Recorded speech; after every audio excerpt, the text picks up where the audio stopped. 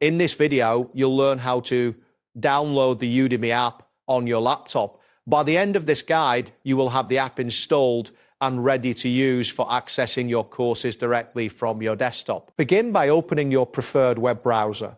In the address bar, type in the Udemy website address to navigate to the main page. Once the page loads completely, look for the download section, which is typically found at the bottom of the home page. After locating the download section, you will see options for different platforms.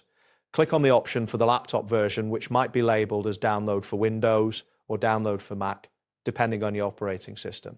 This action will redirect you to the download page. On the download page, you will find a button that says download. Click this button to initiate the download process.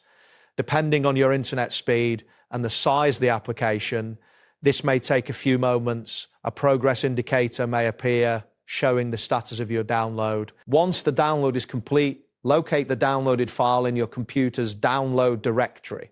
This is typically found in the downloads folder. The file will usually be named something like, quote, Udemy setup.eccho, quote, for Mac. Next, double-click on the downloaded file to begin the installation process. If prompted by your operating system, confirm that you want to proceed with the installation.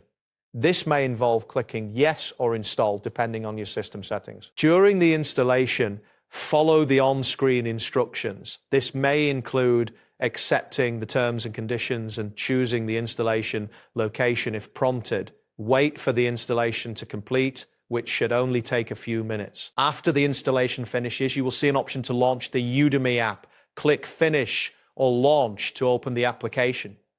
You may need to sign in with your existing Udemy account credentials to access your courses and content. Now that you have successfully downloaded and installed the Udemy app on your laptop, you can start exploring and learning from the courses available. This convenient access allows you to manage your learning experience effectively. That wraps up today's guide. Thanks for watching, and catch you in the next tutorial.